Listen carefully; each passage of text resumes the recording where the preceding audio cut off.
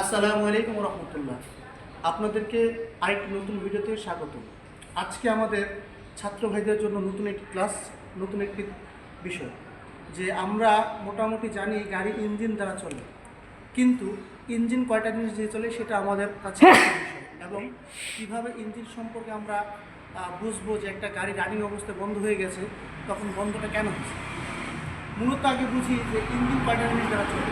Engine চলে চারটা জিনিস দ্বারা। একটা হচ্ছে ফুয়েল, দুই নম্বর হচ্ছে বাতাস এয়ার, তিন নম্বর হচ্ছে ইলেকট্রিসিটি বা বিদ্যুৎ, চার নম্বর হচ্ছে পানি। এই চারটা জিনিসের সমন্বয় দিয়ে ইঞ্জিন চলে। ফুয়েলের বিষয়টা অনেকেই কনফিউজড, যে বিদেশে বা বাইরে যারা আমরা যাই আমরা সবটা ফুয়েলই বলবো, অর্থাৎ জ্বালানি। ফুয়েলের শব্দ অর্থ জ্বালানি। ইঞ্জিনের জ্বালানি হিসেবে আমরা ব্যবহার করে থাকি গ্যাস, কয়লা, তেল।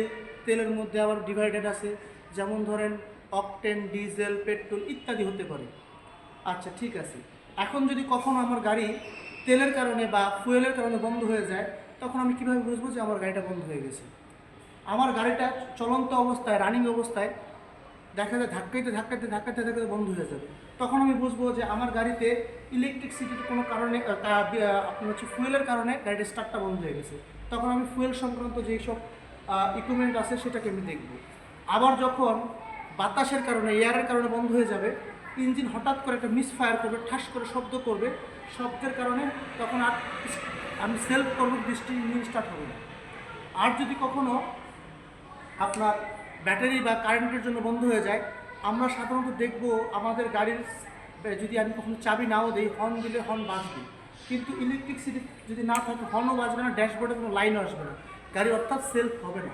তাহলে বুঝবো যে আমার গাড়ি সেলফ, ব্যাটারি ইঞ্জিনের ইলেকট্রিসিটির কারণে গাড়ি ইঞ্জিন স্টার্ট হচ্ছে না। আর আরেকটা সবচেয়ে গুরুত্বপূর্ণ জিনিস, যেটা হচ্ছে পানি বা রেডিয়েটর। রেডিয়েটরে কীভাবে বন্ধ হয়ে যাবে?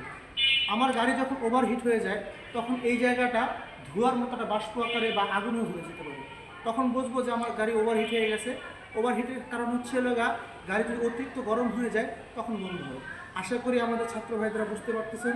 আর আপনাদের কাছে বিশেষ করে অনুরোধ করব, যে দেখা গেছে আমি আপনাদের জন্য ভিডিও তৈরি করি, আসলে আমার কোনো ভিউ পাওয়ার উদ্দেশ্য নেই, যাতে আমার ব্যক্তিগত নলেজগুলো আপনারা জানতে পারেন। আর আপনারা অবগত আছেন, লৌহজংয়ের বিক্রমপুরে আমার একটা ড্রাইভিং স্কুল আছে, সেই কারণে তাদের জন্য আরও বেশি উদ্বুদ্ধ করা, আসলে তারা যাতে একটা আপডেট গাড়ি সম্পর্কে কিছু জানতে পারে। যদি আমার ভিডিওটা প্রাথমিক অবস্থা আপনাদেরকে ভালো লেগে থাকে, আসলে আমি আপনাদেরকে কিছু জানানোর জন্যই চেষ্টা করতেছি। আপনারা আমার ভিডিওটাকে লাইক, কমেন্ট, শেয়ার করবেন এবং আমাকে আরও নতুন নতুন ভিডিও তৈরি করার জন্য উদ্বুদ্ধ করবেন। আশা করি বুঝতে পারছেন। ধন্যবাদ। আসসালামু আলাইকুম রহমতুল্লাহ।